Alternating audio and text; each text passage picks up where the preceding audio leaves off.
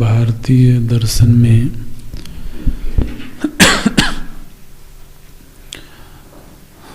प्रायः सभी दर्शनों में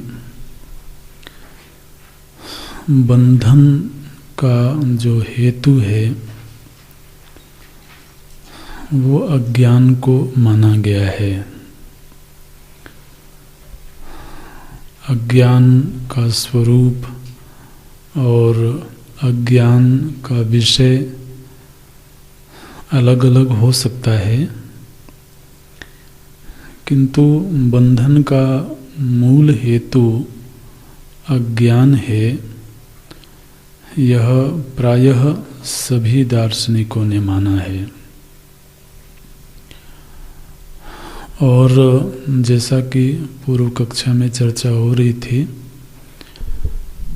विचार के लिए जो प्रथम विषय होता है वो मैं है, क्योंकि मैं से ही जीवन का आरंभ देखा जाता है। तो उस मैं के विषय में क्या समझ है, जो आज के दिन स्वाभाविक समझ है वो ठीक है या नहीं है,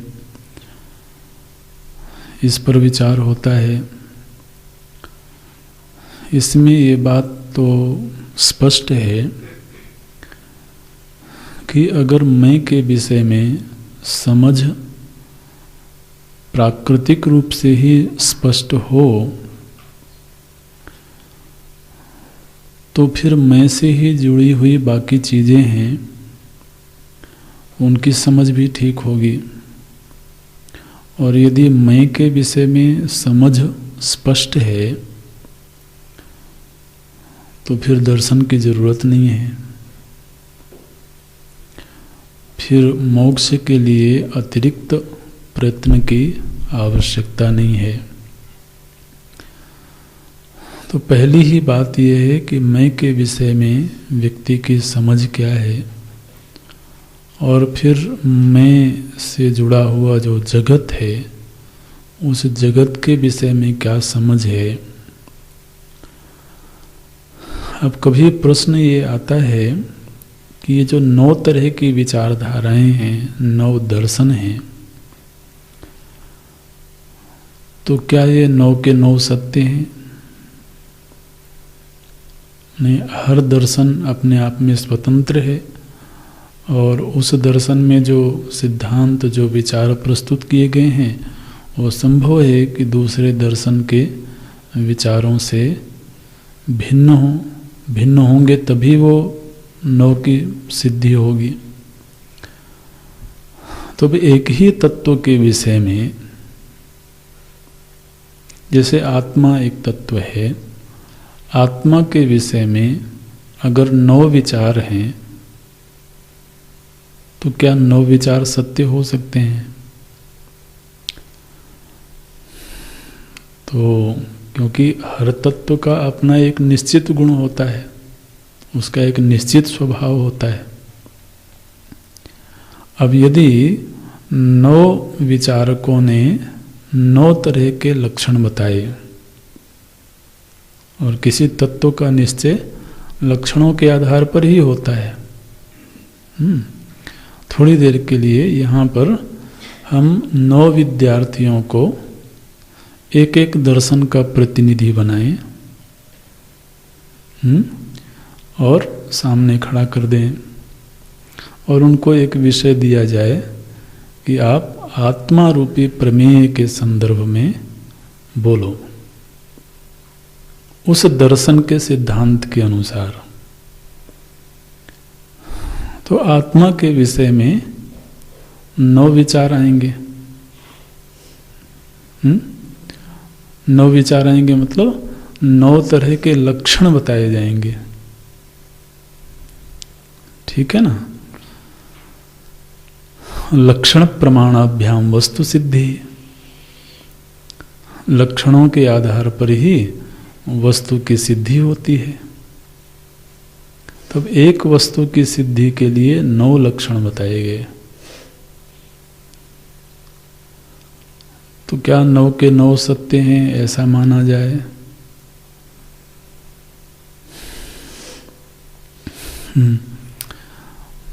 तो इसमें आपने श्रवण के समय में ये बात सुनी होगी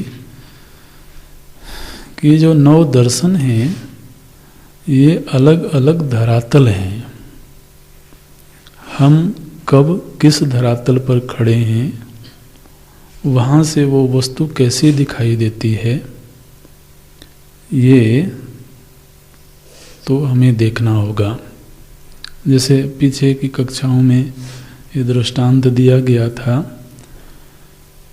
कि सूर्य के विषय में यदि कोई बात करनी है, सूर्य देवता के विषय में, तो हम धरती पर खड़े होकर के एक बात करेंगे और सूर्य के ही धरातल पर खड़े होकर के दूसरी बात करेंगे। तो दोनों ही बातें गलत नहीं होंगी, लेकिन दोनों ही बातों का जो धरातल है वो पृथक होगा। तो इसलिए इसको एक संक्रमण के रूप में भी देखना चाहिए। दूसरी बात, प्रत्येक दर्शन में एक दूसरे के साथ विरोध है, वो सही है, लेकिन प्रत्येक दर्शन में कुछ बातें ऐसी हैं जो विशिष्ट हैं, जो साधक के लिए उपयोगी हैं। तो इसलिए जब हम दर्शनों का अध्ययन करते हैं तो उसमें एक तो जो हमारा अपना मत है, जो वैदिक मत है, उसको पुष्ट करने के लिए हमें एक तुलनात्मक अध्ययन का अवसर मिलता है। जब तुलनात्मक अध्ययन होता है तो उससे जो हमारा अपना सिद्धांत है, अपना विचार है, वो पुष्ट होता है, स्पष्ट होता है। दूसरा, उन दर्शनों में जो कुछ विशेष बातें हैं, अगर वो हमारे एक साधक के रूप में हमारे जीवन में कहीं उपयोगी हैं तो उसका ग्रहण होना चाहिए। तो हर दर्शन में, चाहे वो साधन संबंधी बात हो, चाहे वो तत्व चिंतन संबंधी बात हो, तो वो कहीं हमें सहयोग करती हैं। तो इसलिए उनका बड़ा उपकार है साधक के जीवन में। तो जिनको हम नास्तिक दर्शन कहते हैं, उनमें भी कुछ बातें हैं जो एक साधक के रूप में हमें प्रेरणा देती हैं, हमारा मार्गदर्शन करती हैं। तो जैसे बौद्ध दर्शन में जो अष्टांग मार्ग की व्यवस्था है, सम्यक दृष्टि, सम्यक संकल्प आदि जो भी हैं, तो ये सब एक साधक के रूप में बड़े उपकारी हैं। तो जो हमारा बाह्य व्यवहार है, जो हमारा आचरण है, उसको शुद्ध करने के लिए, उसकी निर्मलता के लिए ये अष्टांग मार्ग बड़ा सहयोग करता है। और फिर जो दुख दर्शन है, तो ये तो भगवान ने भी कहा दुख दोषानुदर्शनम। तो कोई भी चीज चाहे भले वो अनित्य हो, अनित्य होने पर भी उससे वैराग्य नहीं होता है। वैराग्य होता है दुख से।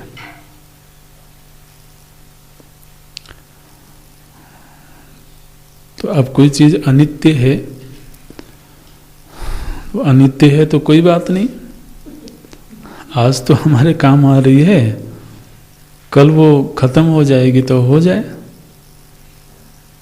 लेकिन तो केवल अनित्य का बोध होने से वैराग्य की उत्पत्ति नहीं होती है। वह जो अनित्य है वह कालांतर में दुख पैदा करेगी।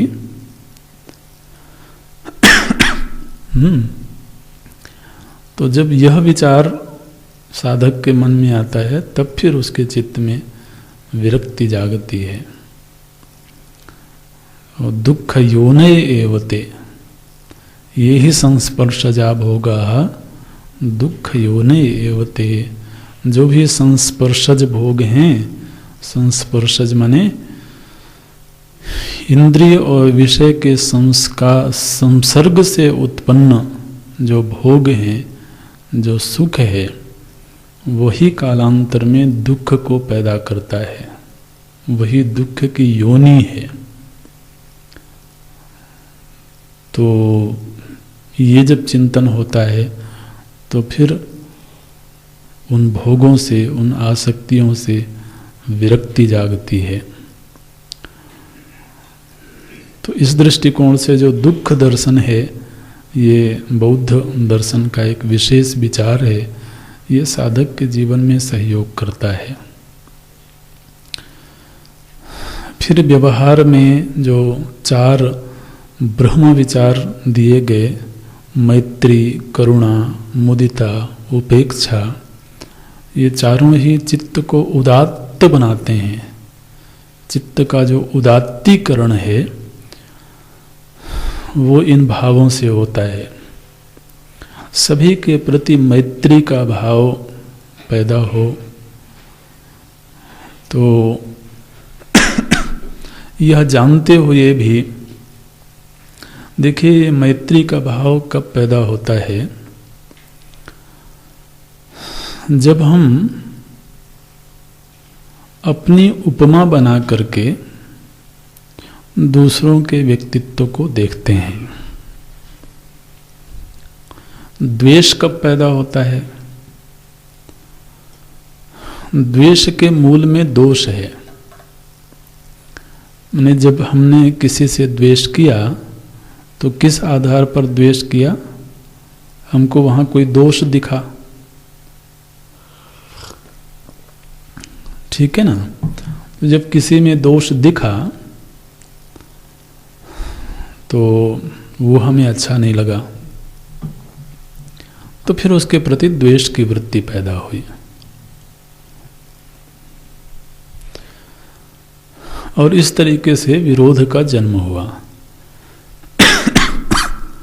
और किसी में कुछ चीज़ें अच्छी लगीं तो उससे प्रेम भाव पैदा हुआ, मैत्री भाव का जन्म हुआ। तो अब वहां पर वो अच्छाई है कि नहीं वो अलग बात है, या वहां पर वो दोष है कि नहीं वो अलग बात है, लेकिन हमको ऐसा लगा, वो हमारी अपनी व्याख्या है। तो जहाँ जहाँ हमें दोष दर्शन होता है और वो हमारे करीब है तो उससे द्वेष होगा। अब सभी से द्वेष थोड़ा होगा। अमेरिका में कोई रह रहा, हमको पता लगा कि उसमें बहुत सारे दोष हैं, तो उससे द्वेष करने कहाँ जाएंगे अब? तो लेकिन जब कोई ये विचार करता है कि दुनिया में ऐसा कोई व्यक्ति हो नहीं सकता है व्यवहारिक धरातल पर जिसमें कुछ न्यूनताएं नहीं हों, और उसकी शुरुआत होती है मैं से। तो जब वो आत्मनिरीक्षण करता है और देखता है कि मुझ में इतने सारे दोष हैं, तो मुझ में इतने सारे दोषों के रहते हुए मैं ये कैसे अपेक्षा करूं कि जो दूसरा व्यक्ति है वो पूरी तरह से निर्दोष होगा। हालांकि ये शुभेच्छा अच्छी है,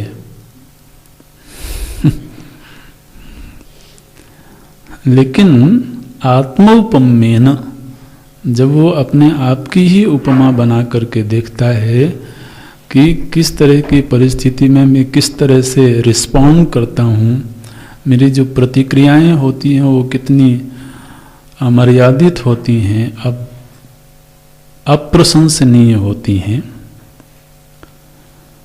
तो अब मेरी जो प्रतिक्रिया है वो तो किसी भी तरह से प्रशंसनीय नहीं है, लेकिन दूसरे की प्रतिक्रिया हमेशा ऐसी हो जो हमें अच्छी लगे। तो जब वो अपने आप का परीक्षण करता है, अपने आप की ही उपमा बनाता है, तो फिर उसको लगता है कि फिर किसी को भी दोष नहीं दिया जा सकता है। तब उसके चित्त में एक मैत्री भाव का जन्म होता है कि थोड़े थोड़े दोष तो सभी में हैं, तो किससे द्वेष किया जाए। लेकिन साथ ही साथ कोई ऐसा भी व्यक्ति नहीं है जिसमें कोई सद्गुण ना हो। सभी में कुछ ना कुछ अच्छे गुण हैं, सद्गुण हैं। तो इसलिए हर व्यक्ति अपने जगह पर प्रशंसा का पात्र है, और यदि कोई व्यक्ति उपेक्षा का पात्र है तो उसमें पहला नंबर तो मेरा ही है। क्योंकि हम ये दावा तो नहीं कर सकते हैं कि मुझ में सब कुछ अच्छा अच्छा ही है। तो फिर वो उसके मन में मैत्री भाव का जन्म होता है, और फिर वो जब समर्थ होता है तो मन में करुणा का भाव जागता है कि किसी न किसी रूप में हर व्यक्ति सहानुभूति का पात्र है, दया का पात्र है।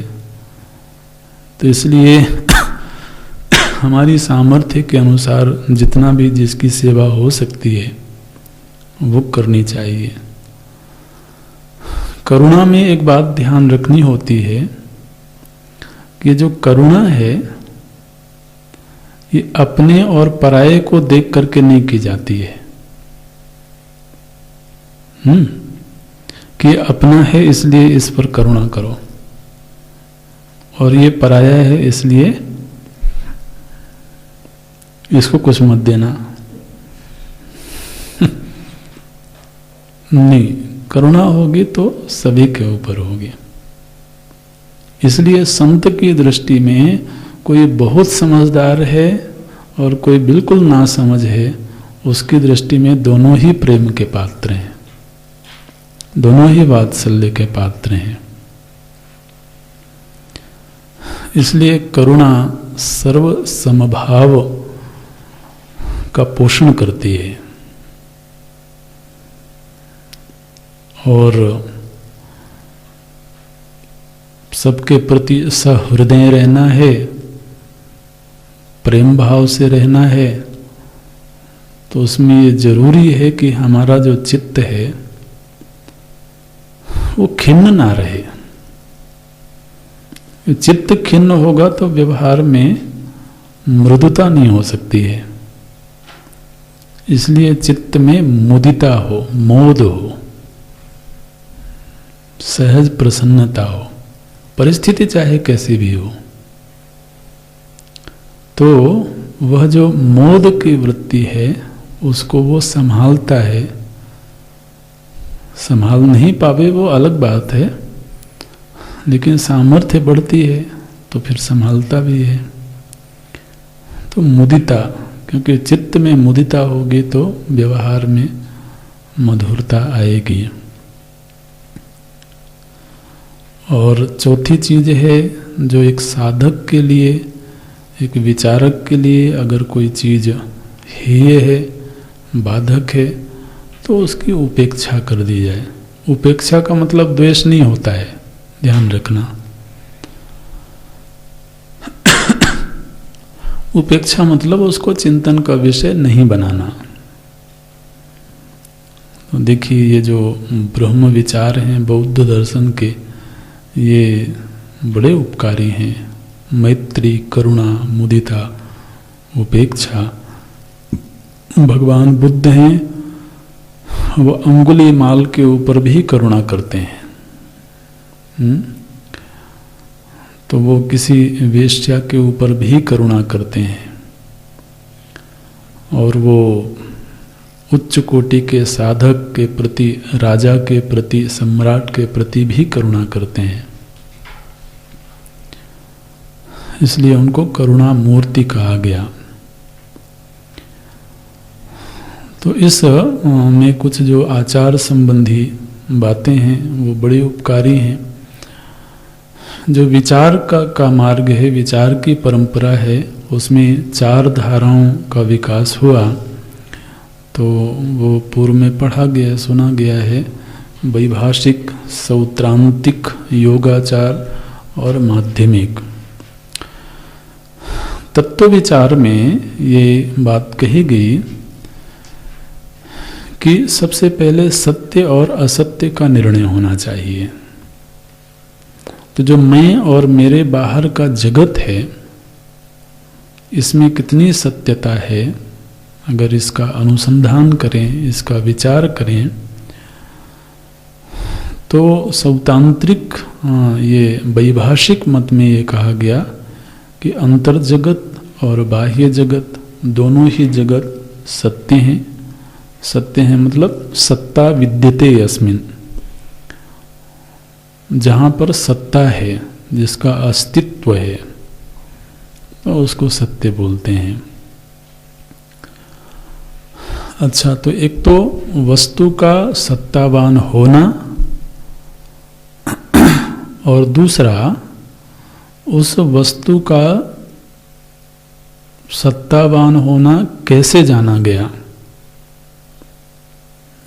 तो वैभाषिक मत में ये कहा गया कि जो बाह्य जगत है उसका अस्तित्व प्रत्यक्ष प्रमाण से जाना गया। जो अंतर जगत है वो तो अंतः प्रत्यक्ष है, वो तो अपरोक्ष उसका ज्ञान हो रहा है। और जो बाह्य जगत है तो उसका ज्ञान प्रत्यक्ष प्रमाण से होता है। तो प्रत्यक्ष प्रमाण से ही बाह्य जगत की सत्ता सिद्ध होती है। फिर सौत्रांतिक मत आया, उन्होंने कहा कि नहीं, दोनों ही जगत सत्य हैं, लेकिन जो बाह्य जगत है वह अनुमेय है, नित्य अनुमेय है। अनुमेय का मतलब अनुमान प्रमाण का सहयोग लेकर के ही बाह्य जगत की सिद्धि होती है। फिर इनका विस्तार अभी नहीं करेंगे, आस्तिक दर्शन में प्रवेश करना है हमको।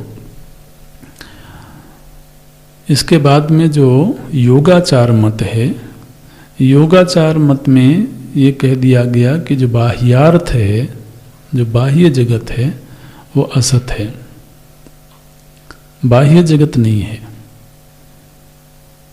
अच्छा, लेकिन प्रतीति तो हो रही है बाह्य जगत की। तो बोले प्रतीति जो हो रही है वो चित्त सापेक्ष प्रतीति है।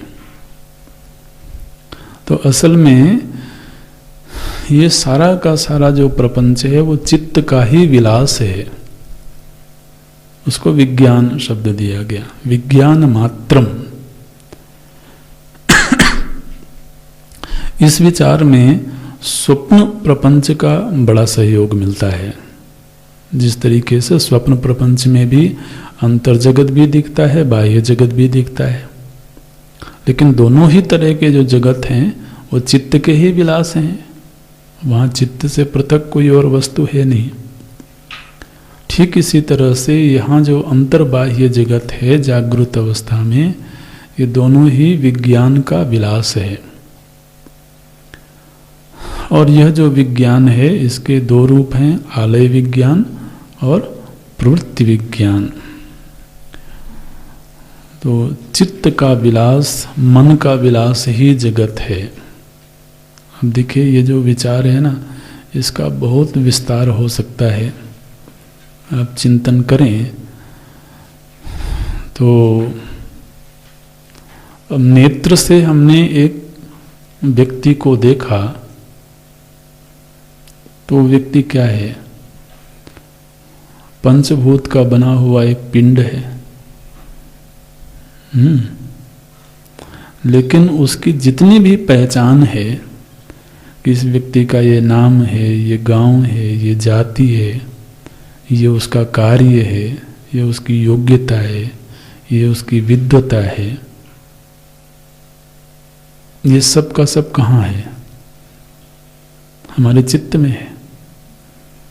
नेत्र ने केवल व्यक्ति को देखा, लेकिन व्यक्ति संबंधी जितनी पहचान है वो सब हमारे चित्त में है। यहां तक कि ये मनुष्य है, ये मनुष्य शब्द भी चित्त में ही है, क्योंकि हमें पहचान दी गई कि इस तरह का जो पिंड होगा उसको मनुष्य बोलते हैं। तो हमारे व्यवहार में केवल इंद्रियक व्यवहार ही नहीं, बल्कि जो चित्त का व्यवहार है उसकी बड़ी भूमिका है। जो इंद्रिय है वो केवल उस चित्त के ज्ञान को प्रकट करने का एक माध्यम बनती है।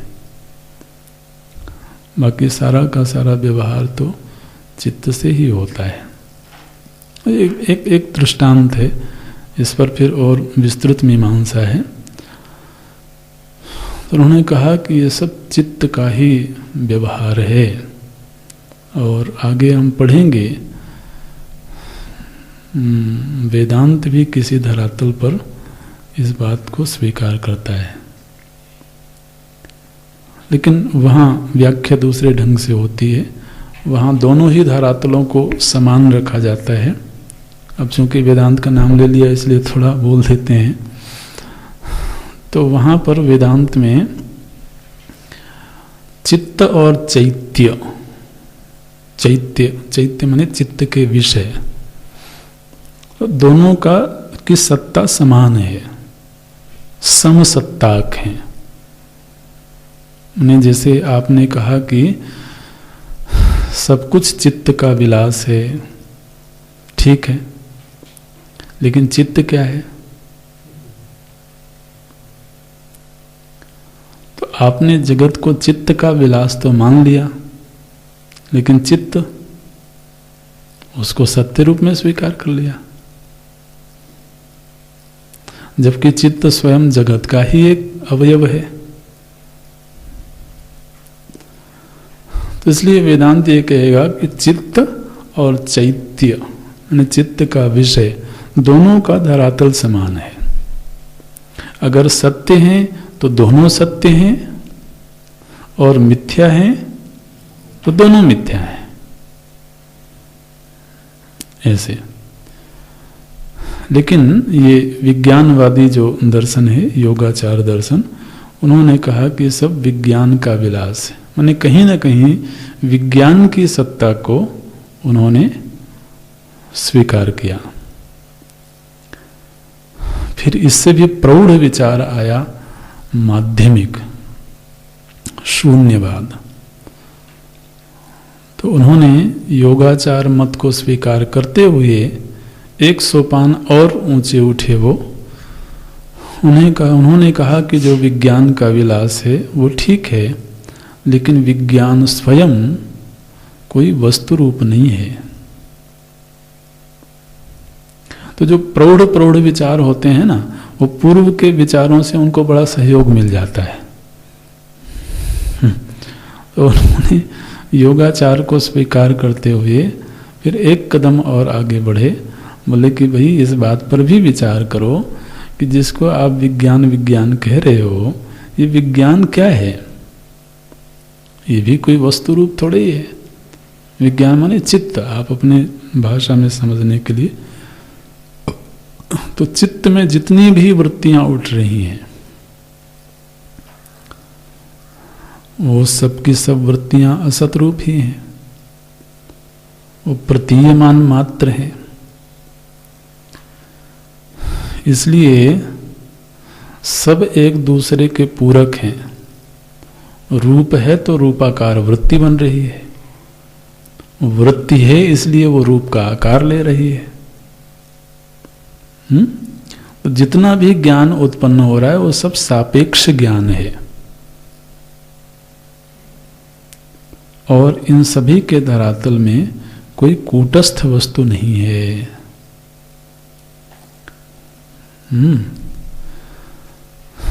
अब कूटस्थ वस्तु नहीं है, उनके मत की थोड़ी पुष्टि करें।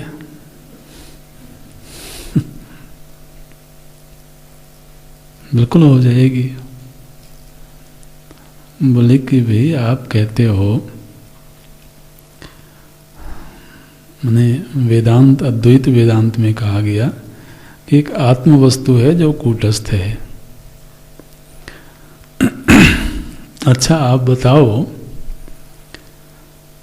कि चित्त के बिना, चित्त निरपेक्ष आत्मा को तुमने कभी देखा?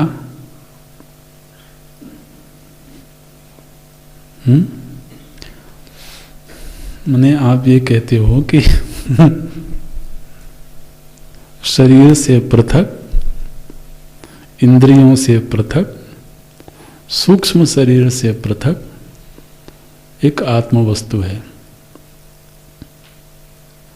अब इन सब से पृथक होकर के आत्मा को दिखाओ। चित्त के बिना, चित्त को थोड़ी देर के लिए इस व्यक्तित्व से बाहर कर दो, और फिर आत्मा है इसकी सिद्धि करके बताओ। बोले तो मुश्किल है। ये बौद्धों की बात कर रहे हैं अभी, आप चिंता मत करना। लेकिन अपने धरातल पर एक विचार जो होता है बिल्कुल पुष्ट होता है। तो ध्यान की अवस्था में जाएंगे तो ध्यान की अवस्था में चित्त के सहारे गए या बिना चित्त के गए? ध्यान भी चित्त के सहारे ही किया ना। तो बोले वो जो कूटस्थ वस्तु है उसका भान चित्त निरपेक्ष तो होता नहीं है। इसलिए जो कूटस्थ वस्तु की कल्पना है एक कल्पना मात्र है। वस्तु स्थिति ये है कि सब कुछ चित्त सापेक्ष है और चित्त स्वयं कोई वस्तु नहीं है, इसलिए सर्वम शून्यम।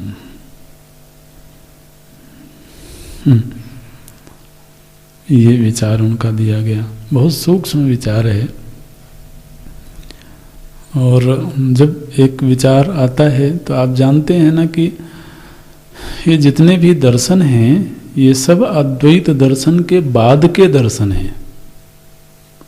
तो इसका मतलब है कि उन दार्शनिकों ने अद्वैत दर्शन का अध्ययन किया है,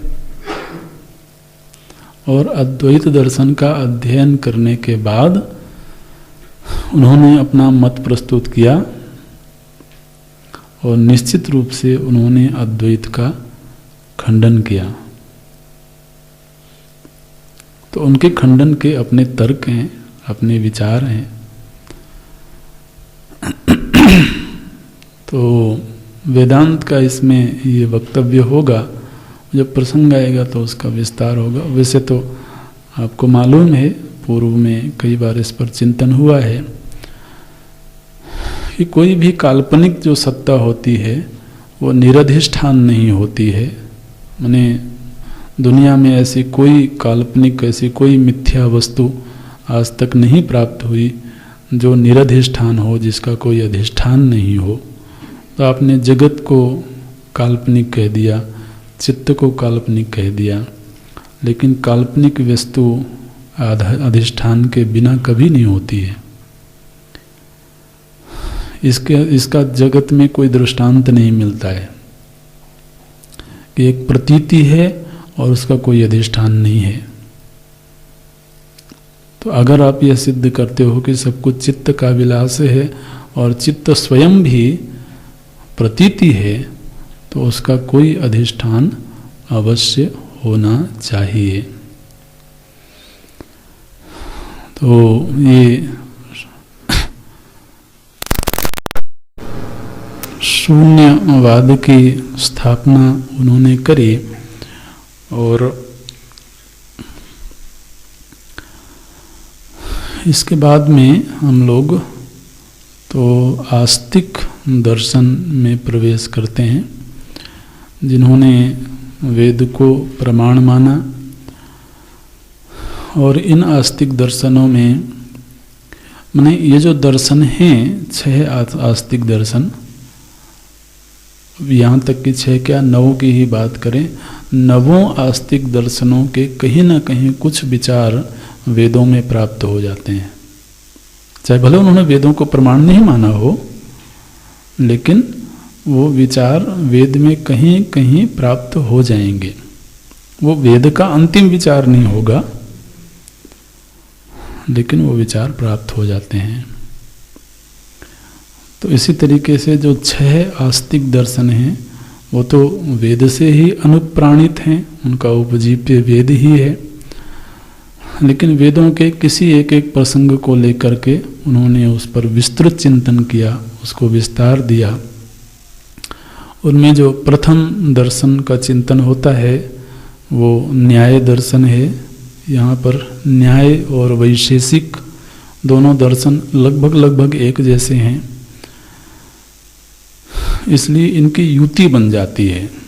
जिस तरह से सांख्य और योग ये दोनों दर्शन में काफ़ी साम्यता है, तो सांख्य योग की युति बनती है। इसी तरह से न्याय और वैशेषिक ये 2 दर्शन, तो इनमें काफ़ी विचार मिलते जुलते हैं, इसलिए इनका साहचर्य देखा जाता है।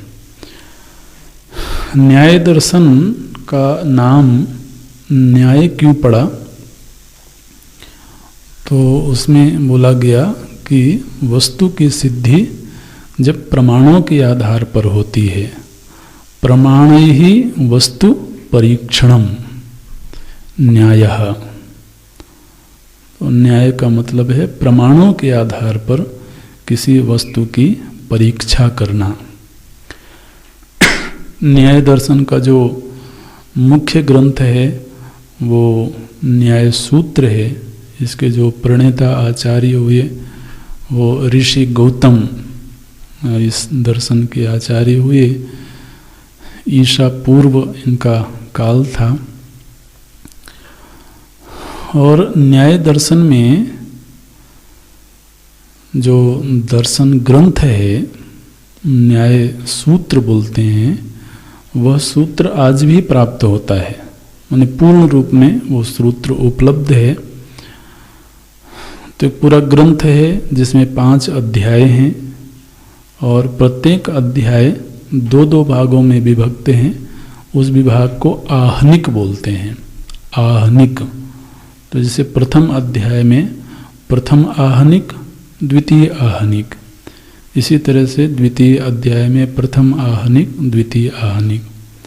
तो इस तरह से 5 अध्यायों में विभक्त ये न्याय सूत्र है, ऋषि गौतम के द्वारा लिखा हुआ ये मूल ग्रंथ है न्याय दर्शन का। और फिर इस ग्रंथ पर तो भाष्य लिखा गया ऋषि वात्स्यायन। तो वात्स्यायन ऋषि के द्वारा इस पर विस्तृत भाष्य लिखा गया। और फिर मध्य में एक आचार्य हुए उदयनाचार्य, उन्होंने बहुत प्रौढ़ ग्रंथों की रचना करी। न्याय कुसुमांजलि के नाम से उनका ग्रंथ है उदयनाचार्य जी का। और फिर लगभग 12वीं शताब्दी में एक आचार्य हुए श्री गंगेश उपाध्याय।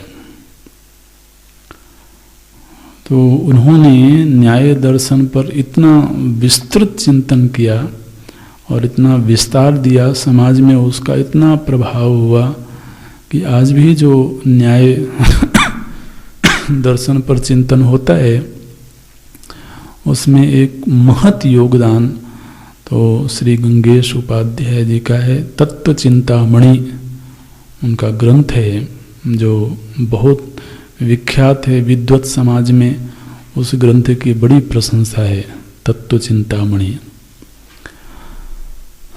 और यह जो न्याय दर्शन है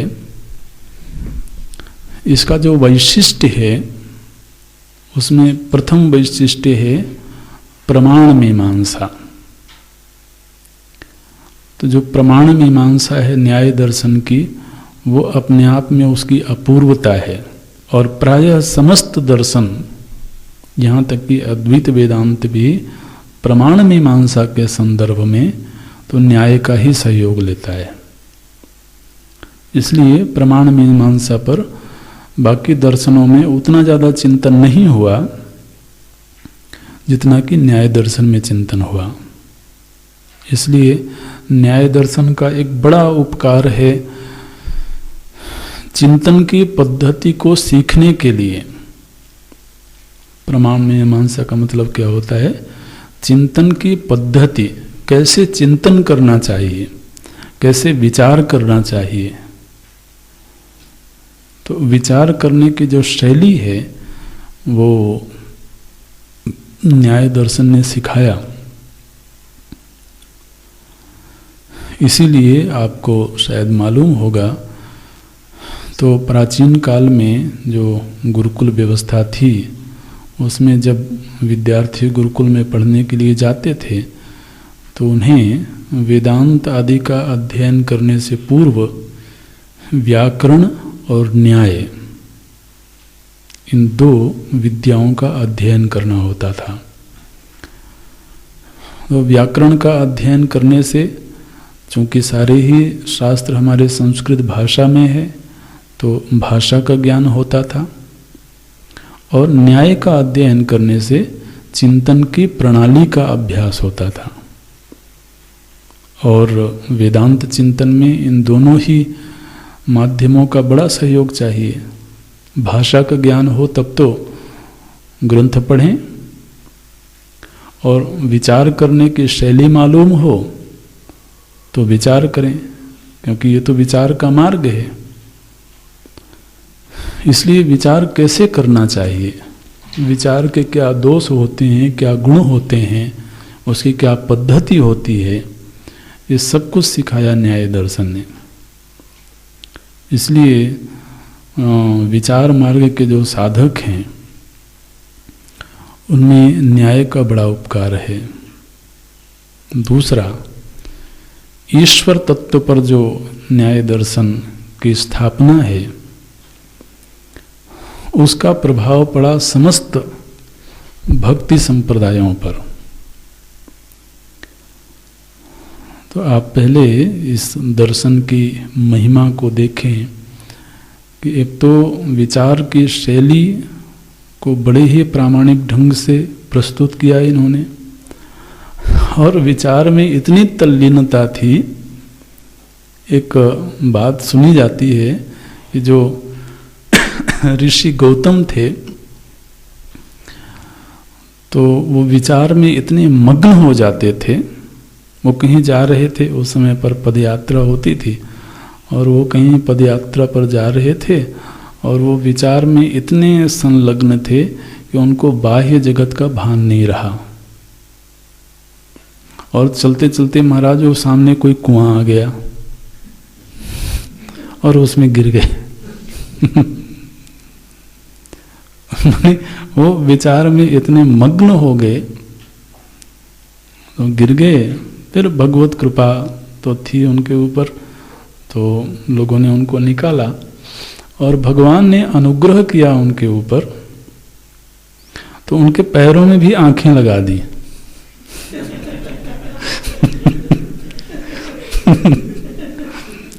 ऐसी किंवदंती है। तो क्योंकि अब अगर वो मन से लीन भी हो गए तो कम से कम पैर में जो आंखें हैं वो देख लेंगी, तो उनका एक नाम पड़ा अक्षपाद। तो अक्षपाद गौतम ऐसा भी कहते हैं उनको। तो पैरों में आंखें हैं तो अक्षपाद, इस तरीके से। मैंने इस बात का संकेत है कि विद्वानों में चिंतन का कितना गांभीर्य था कि महाराज उनको बाह्य जगत का भान नहीं रहता था। तो ये जो न्याय दर्शन है, इसमें भी जो बंधन का हेतु है वो अज्ञान है। और यह अज्ञान किसका? तो बोले 16 पदार्थों का। 16 पदार्थों का जो अज्ञान है वही बंधन का हेतु है। और जब इन 16 पदार्थों का ज्ञान प्राप्त हो जाएगा तो फिर जीव की मुक्ति हो जाएगी, अपवर्ग की प्राप्ति हो जाएगी, ऐसे बोलते हैं। तो 16 पदार्थ कौन से हैं वो आपने लिखा होगा। प्रमाण प्रमेय यहाँ से शुरू होता है। पदार्थ माने पद का अर्थ। जैसे प्रमाण एक पद है, तो इस पद का अर्थ क्या है उसको पदार्थ बोलते हैं। तो पदार्थ का ज्ञान होना, और वो पदार्थ कौन कौन से हैं? बोले वो 16 पदार्थ हैं। उनमें प्रमाण, प्रमेय, फिर संशय, प्रयोजन, दृष्टांत, सिद्धांत, फिर अवयव, तर्क, निर्णय, वाद, जल्प, वितंडा, हेत्वाभास, छल, जाति और निग्रह स्थान। ये 16 पद हैं। और इन पदों का अर्थक ज्ञान, स्पष्ट रूप से अर्थक ज्ञान जब प्राप्त हो जाएगा तो अपवर्ग की प्राप्ति होगी, मुक्ति होगी। जीव का स्वरूप क्या है? बोले वो आत्मा है, और आत्मा स्वरूपतः जड़ है, चेतन उसका स्वभाव नहीं है। आत्मवस्तु जड़ है, लेकिन इस आत्मा का जब मन के साथ संयोग होता है तब चेतना माने ज्ञान की उत्पत्ति होती है। तो ज्ञान आत्मा का अपना स्वाभाविक गुणधर्म नहीं है। ज्ञान कैसा है? बोले ज्ञान संयोगज है। संयोगज मतलब दो के संयोग से उत्पन्न होता है। तो दो का संयोग किसका? बोले आत्मा और मन का। तो आत्मा और मन का संयोग जब होता है तब ज्ञान की उत्पत्ति होती है। और जब ये वियुक्त हो जाते हैं तब ज्ञान का लोप हो जाता है।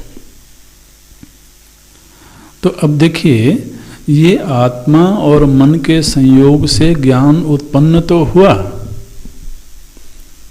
लेकिन वह जो उत्पन्न ज्ञान है वो रहता कहाँ है? बोले वो उत्पन्न ज्ञान रहता है आत्मा में। इसलिए आत्मा की परिभाषा की गई ज्ञानाधिकरणत्वम, आत्मत्वम। जो ज्ञान का अधिकरण है उसको आत्मा कहते हैं। ज्ञान स्वरूप है ऐसा नहीं, वो क्या कहेंगे?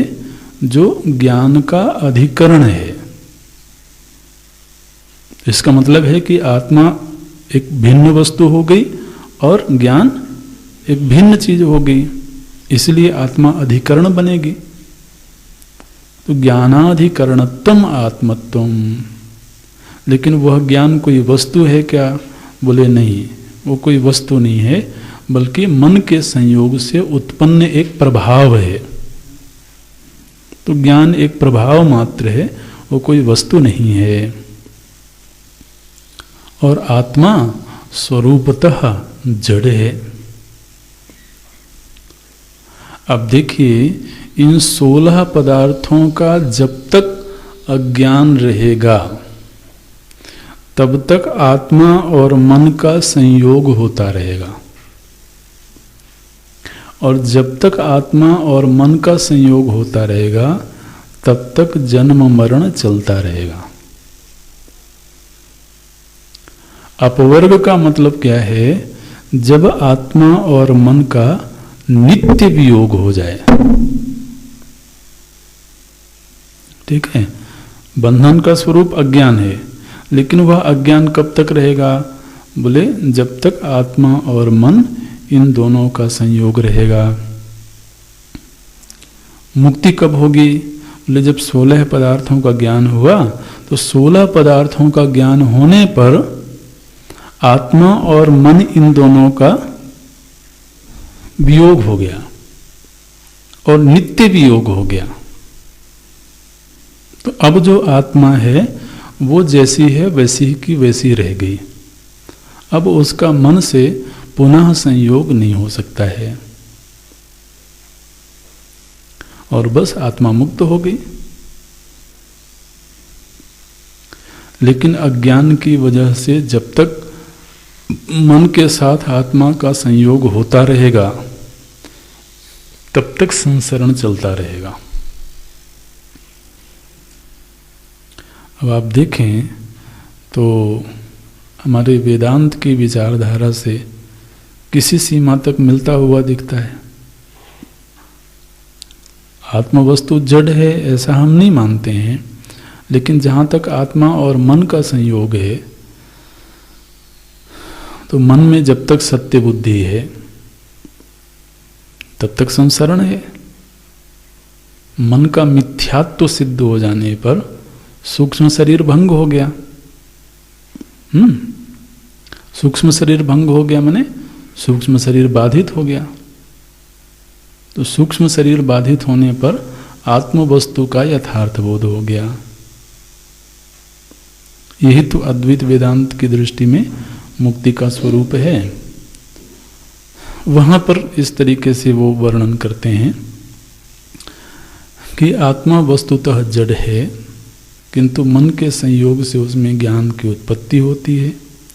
और इसमें उन्होंने प्रमाण दिया, बोले देखो सुसुप्ति में तुम्हें ज्ञान रहता है क्या? बोले नहीं रहता। क्यों नहीं रहता?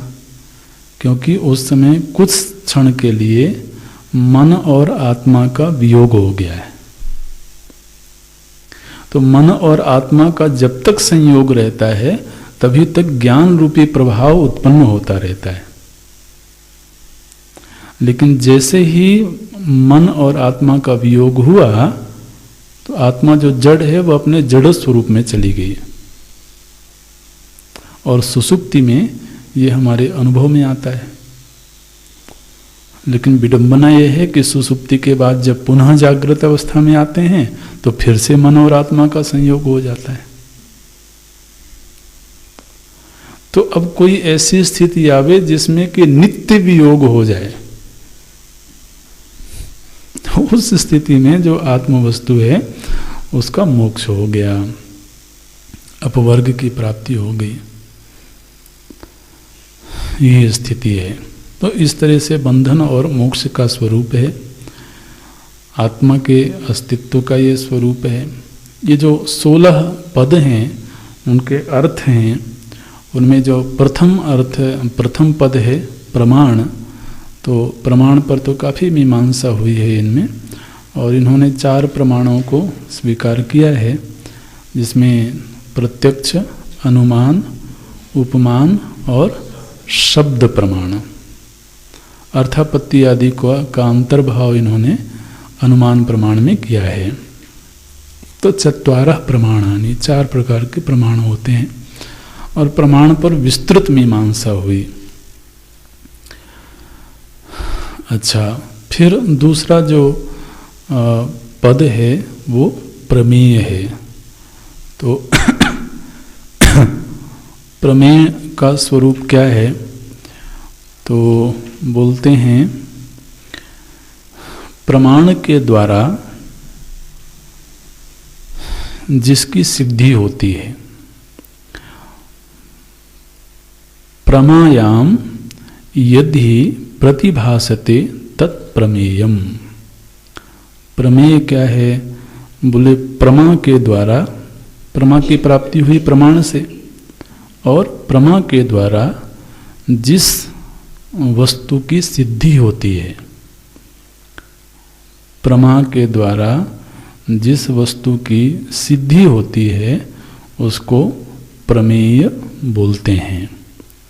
प्रमायाम यदि प्रतिभासते तत्प्रमेयम। तो देखिए, न्याय दर्शन में ये कहा गया कि सबसे पहले तो व्यक्ति को प्रमाण का ज्ञान होना चाहिए, फिर प्रमेय का ज्ञान होना चाहिए। वो प्रमेय कितने हैं? बोले तच्च 12 प्रकारम। वो प्रमेय जो हैं वो 12 प्रकार के होते हैं, जिनमें आत्मा, शरीर, इंद्रिय, अर्थ, बुद्धि, मन,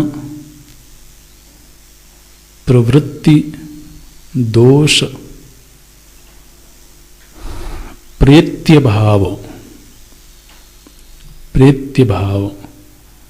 फल, दुख और अपवर्ग,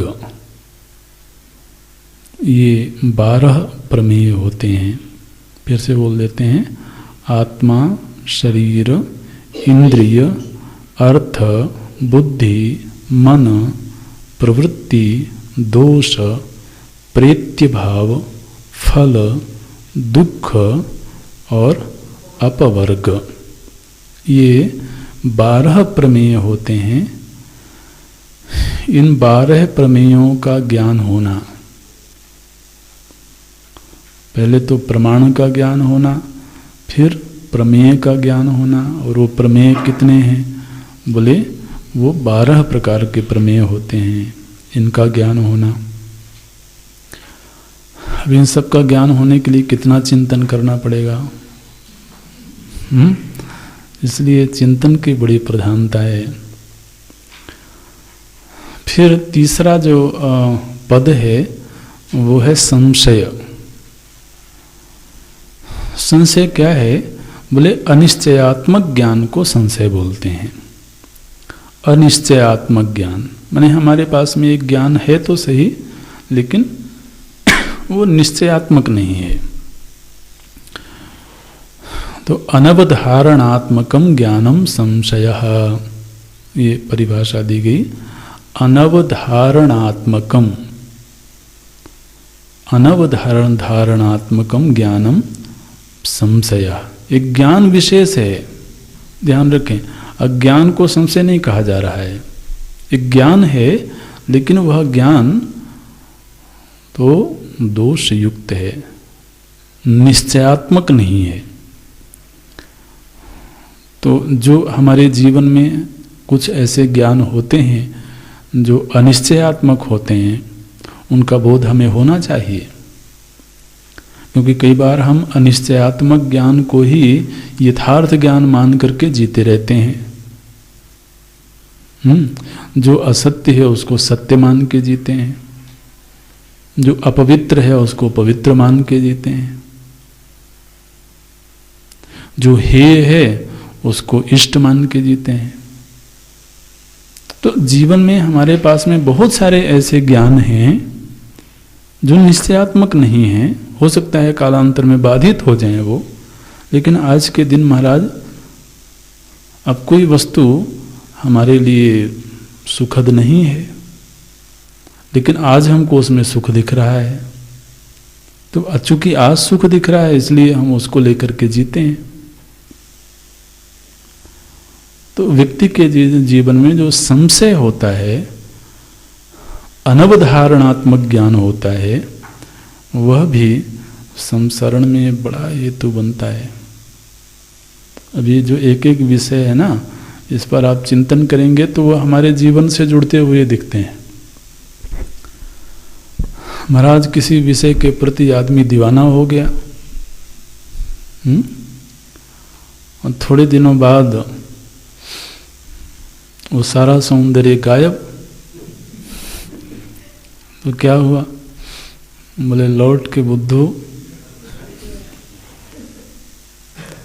अरे जब घर है ही नहीं तो किधर घर को आए।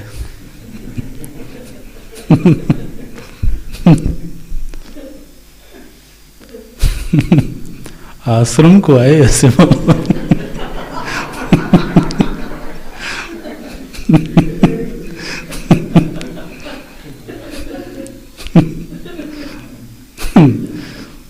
तो बताइए, मैंने एक संशय, एक अनिश्चयात्मक ज्ञान मन में पैदा हुआ और आदमी महाराज भटक गया।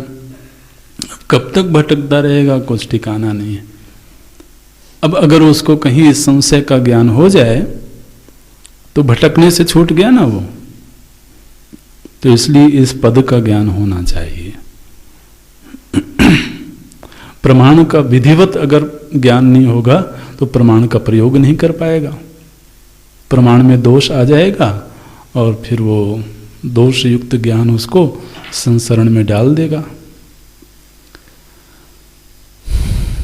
जो प्रमेय हैं उनका बेहतर ज्ञान ना हो, व्यक्ति फंसा रहता है। इसलिए देखिए, अपवर्ग के लिए इन चीज़ों का ज्ञान होना जरूरी है। तो प्रमाण का ज्ञान हो, प्रमेय का ज्ञान हो, जीवन में जो कुछ संशय उत्पन्न हो गए हैं उनका ज्ञान हो। फिर बोलते हैं प्रयोजन। प्रयोजन का मतलब है कि जिसके लिए प्रवृत्ति होती है।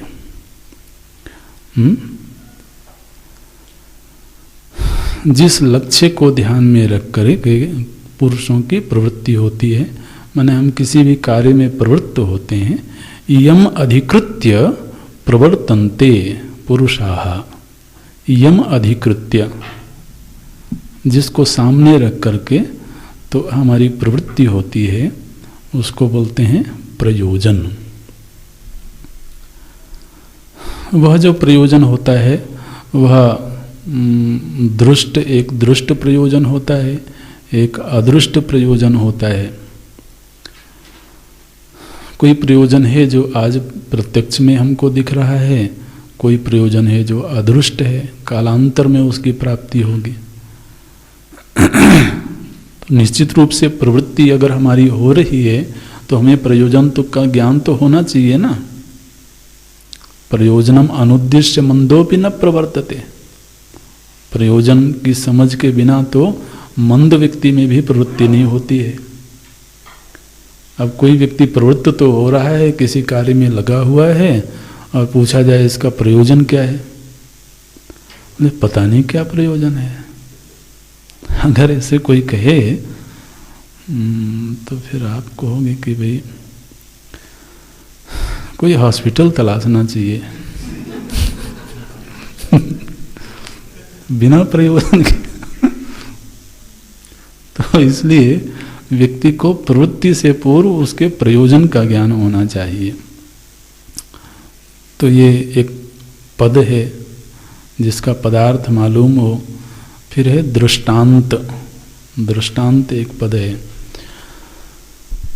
तो चूंकि ये विचार का मार्ग है ना इसमें, तो इसमें दृष्टांतों की बड़ी भूमिका है। तो आप जब कोई निर्णय दे रहे हो, कोई सिद्धांत बना रहे हो, तो उसका दृष्टांत आपको कहीं प्राप्त हुआ कि नहीं। आपने ये निर्णय दे दिया कि पर्वतो वहनीमान, तो निर्णय है, प्रमा है, लेकिन इस प्रमा की प्राप्ति से पूर्व आपने दृष्टांत की सिद्धि की कि नहीं, आपको दृष्टांत प्राप्त हुआ कि नहीं। तो इसलिए व्यक्ति को दृष्टांत का ज्ञान होना चाहिए। व्याप्ति संवेदन भूमि दृष्टांतः। दृष्टांत क्या है? बोले जहाँ व्याप्ति की सिद्धि होती है। तो जैसे हमने दृष्टांत दिया ना रसोई घर, तो रसोई घर में क्या हुआ? बोले अग्नि और धुएं की जो व्याप्ति है उसकी सिद्धि हुई। तो जहाँ पर व्याप्ति की सिद्धि होती है उस स्थान को दृष्टांत बोलते हैं। तो बोलते हैं व्याप्ति संवेदन भूमि। व्याप्ति संवेदन भूमि दृष्टांतः। ये उनकी अपनी शाब्दिक परिभाषा है। अच्छा, फिर उसके बाद में अगला पद है सिद्धांत। सिद्धांत क्या है? बोले कि जिस अर्थ की सिद्धि की जाए,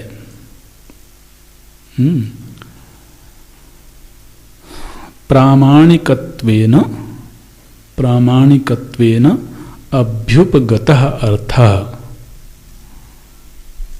अभ्युपगतः अर्थः प्रामाणिकत्वेन अभ्युपगतः अर्थः, माने प्रमाणों के द्वारा जिस अर्थ को स्वीकार किया गया। अभ्युपगत, अभ्युगत माने होता है स्वीकार करना।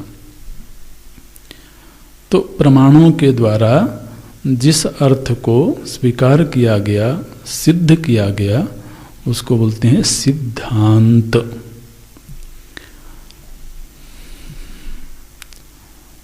अच्छा, फिर अगला पद है अवयव।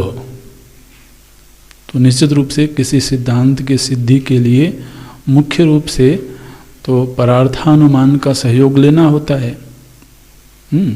तो परार्थानुमान का जब सहयोग लेते हैं तो परार्थानुमान में 5 अवयव होते हैं। तो वही अवयव हैं 5 अवयव में, जैसे प्रतिज्ञा, हेतु, दृष्टांत, उपनय और निगमन। तो 5 अवयव हैं परार्थानुमान की सिद्धि के लिए। परार्थानुमान वाक्यैक देशः अवयवः, इसकी परिभाषा की गई।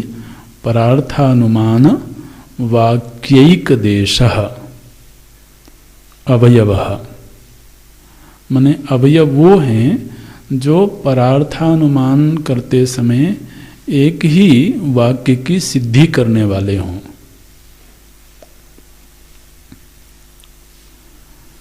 अब जैसे पर्वतो वहनीमान एक वाक्य है, इसको ध्यान देना। अवयव कब कहे जाएंगे?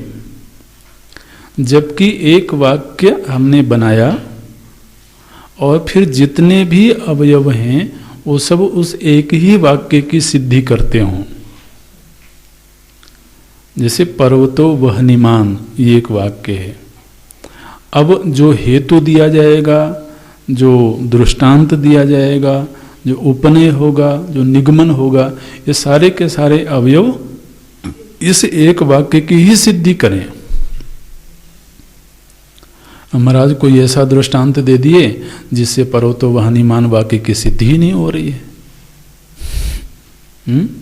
या कोई ऐसा हेतु दे दिए जिससे उस वाक्य की सिद्धि नहीं हो रही है, तो फिर उसको अवयव नहीं कहा जाएगा।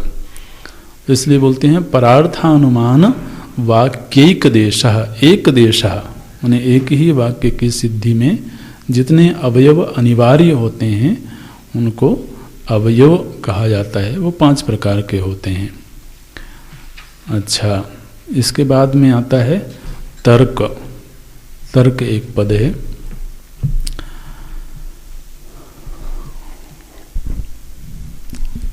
तर्क का जो अर्थ है वैसे सामान्य रूप से तो आप जानते हैं, लेकिन जिस विचार का सहारा लेकर के हम किसी व्यापक वस्तु की सिद्धि करें,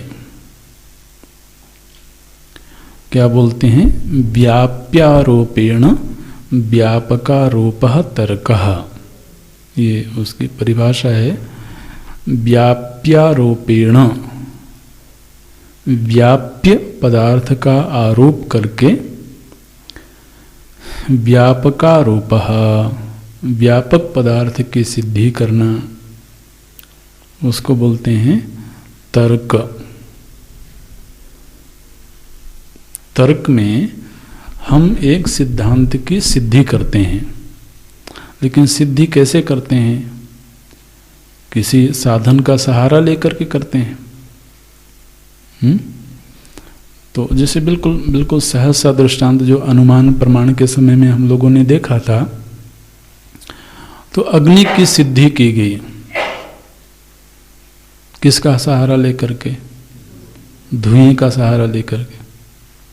तो वहां पर अग्नि व्याप्त है, विद्यमान है। इस वाक्य की सिद्धि में क्या तर्क दिया गया? धूमवत्वात्। तो व्याप्य का सहारा लेकर के जब व्यापक वस्तु की सिद्धि की जाए, तो ये जो विचार व्यवस्था है इसको बोलते हैं तर्क। जैसे 2 लोग जा रहे थे आपस में मित्र, और घर के सामने किसी तीसरे व्यक्ति की गाड़ी देखी, तो एक मित्र ने कहा देखो ये व्यक्ति अभी घर में है। दूसरे मित्र ने कहा मैं कैसे मानूं कि घर में है? उसने तर्क दिया क्योंकि गाड़ी खड़ी है सामने। तो एक वस्तु के सहारे दूसरे की सिद्धि कर देना, इसी को तर्क बोलते हैं। तो ये तर्क है। अब यह जो तर्क होता है महाराज, इसके इतने सारे भेद हो जाते हैं। तो एकादश विधः, तो इतने 11 भेद होते हैं तर्क के। उसके बाद में है निर्णय। अब ये जितने भी पद हम बता रहे हैं ना, उन सब पदों के भेद हैं सभी के अलग अलग, लेकिन अब विस्तार नहीं करेंगे। इसीलिए शुरू में ये बताया जाता है कि इस दर्शन पर कितने ग्रंथ लिखे गए हैं। तो जो विशाल विशाल ग्रंथ लिखे गए हैं वो इसीलिए क्योंकि उन एक एक पद का इतना विस्तार है। तो अब आप सोचिए कि 11 प्रकार के तो तर्क होते हैं। उसके बाद में अगला जो पद है वो निर्णय। निर्णय ही है ना। तो निर्णय क्या है बोलते हैं प्रमिति को ही निर्णय बोलते हैं। यथार्थ अनुभव, जो यथार्थ अनुभव रूप जो प्रमिति है अर्थात प्रमा है, उसी को निर्णय बोलते हैं। यथार्थानुभव पर्याया प्रमिति ही निर्णयः। यथार्थानुभव पर्याया प्रमिति ही निर्णयः। तो वो निर्णय है। अब यह निर्णय भी 4 प्रकार का होता है। तो चलिए अभी प्रकार नहीं बताएंगे आपको, नहीं आप परेशान हो जाएंगे। इसलिए केवल परिभाषा ही बताते हैं। तो निर्णय है उन्हें तर्क का सहारा लेकर के किसी निर्णय पर पहुंचे कि नहीं? तर्क तो बहुत किया, निर्णय क्या मिला? बोले निर्णय ये मिला कि कल फिर से तर्क करेंगे।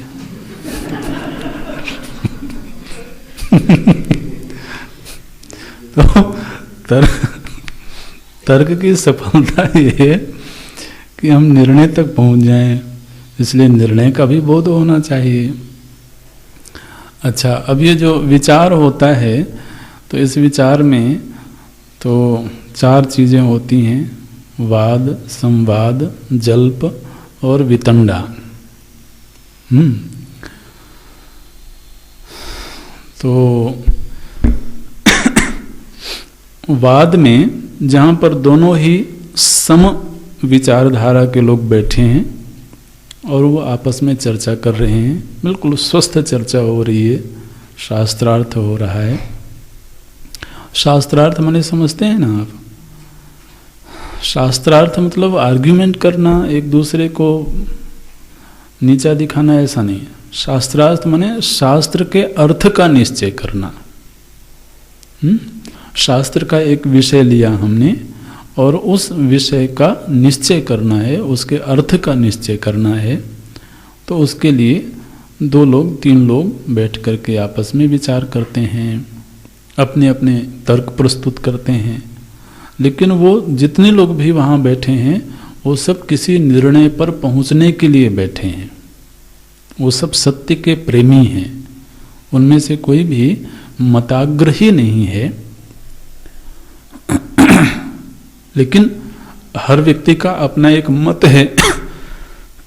अगर कहीं उसको ऐसा लगता है कि हमारा मत सामने वाले के मत के सामने गलत सिद्ध हो रहा है, तो वो उसको स्वीकार कर लेता है, क्योंकि उसको मत से प्रेम नहीं है, उसको सत्य से प्रेम है, उसको निर्णय से प्रेम है। तो जहाँ पर सम बुद्धि के लोग बैठ करके आपस में विचार विनिमय करते हैं, उसको बोलते हैं वाद। फिर जहाँ पर तो गुरु शिष्य परंपरा के अनुसार एक विचार विनिमय होता है, उसको संवाद बोलते हैं। प्रमाण विचार के समय इन पर हमने प्रकाश डाला था, तो आपको ध्यान होगा। संवाद में एक विनम्र शिष्य है और योग्य सद्गुरु हैं, वो उनको उपदेश करते हैं और वो पूरी बुद्धिमत्ता के साथ स्वीकार करते हैं, उसको बोलते हैं संवाद। तो जैसे भगवान श्री कृष्ण और अर्जुन के मध्य संवाद हुआ, ऐसे। फिर तीसरा एक विचार के समय में एक वातावरण बनता है, उसको जल्प बोलते हैं। जल्प में क्या होता है, बोले कि उभय साधनवती, उभय साधनवती। अच्छा, इनकी परिभाषा भी थोड़ी थोड़ी बता देते हैं। वाद, आपके जो 16 पदार्थ थे उनमें एक वाद है। वाद की परिभाषा है तत्व निर्णय फलः कथा विशेषः वादः। तत्व निर्णय फलः, तत्व निर्णय रूप फल तक पहुंच जाना, तो ये वाद है। फिर जल्प है। जल्प क्या है, बोले उभय साधनवती विजिगीषु कथा। उभय साधनवती विजिगीषु कथा माने क्या है, जहाँ पर जो विचारक हैं, दोनों ही विचारक, मानो 2 ही विचारक बैठे हैं, आपस में एक दूसरे से चर्चा कर रहे हैं और दोनों ही विजयी होना चाहते हैं।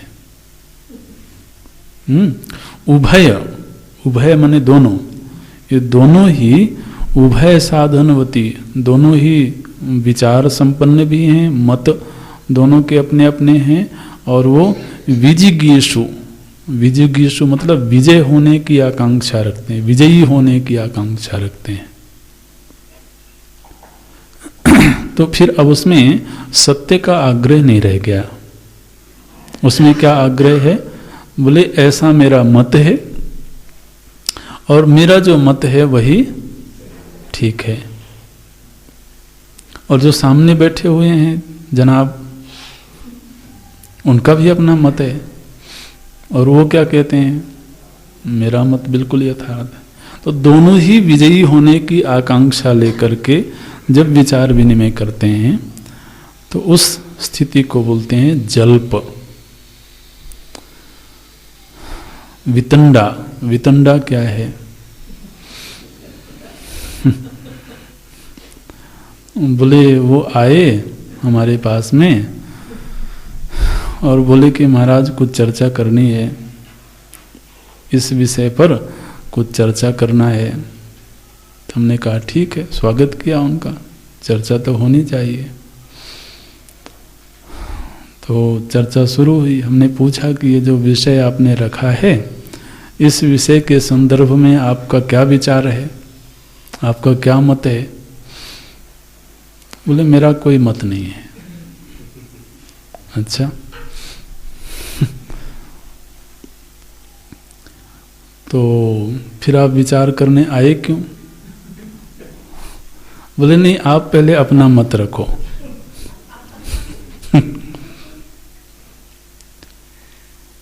और जब आप अपना मत रखोगे तो आपके विपरीत जो होगा वो मेरा मत होगा।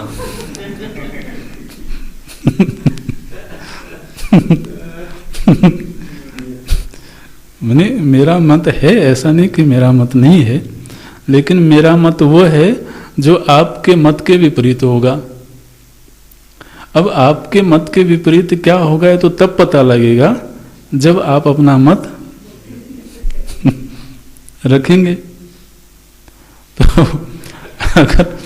अगर आपका मत ये है कि अद्वैत ही सत्य है तो फिर मेरा मत बनेगा द्वैत सत्य है।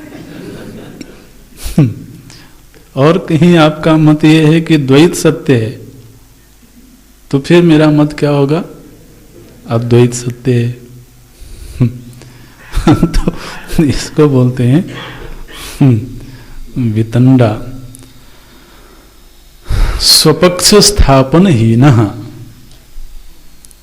क्या परिभाषा बोलते हैं, स्वपक्ष स्थापन हीनः, अपने पक्ष की स्थापना करने में वो असमर्थ हैं।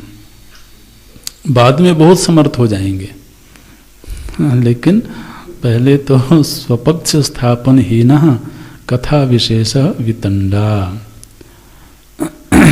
तो ये पद हैं, कितने पद हो गए भाई?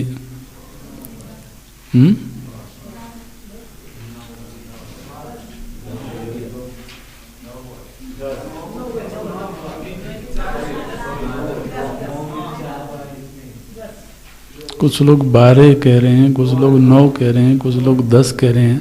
अब जितने भी हुए हों आगे जो है वो अगली कक्षा में होंगे।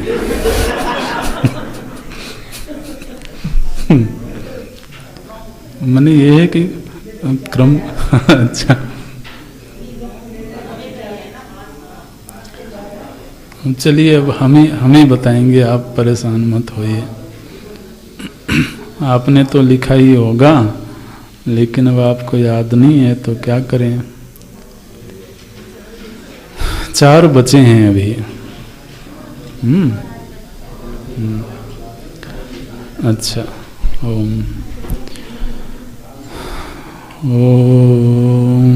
पूर्णमदा पूर्णमिदं पूर्णात् पूर्णमुदच्यते पूर्णस्य पूर्णमादाय पूर्णमेवावशिष्यते।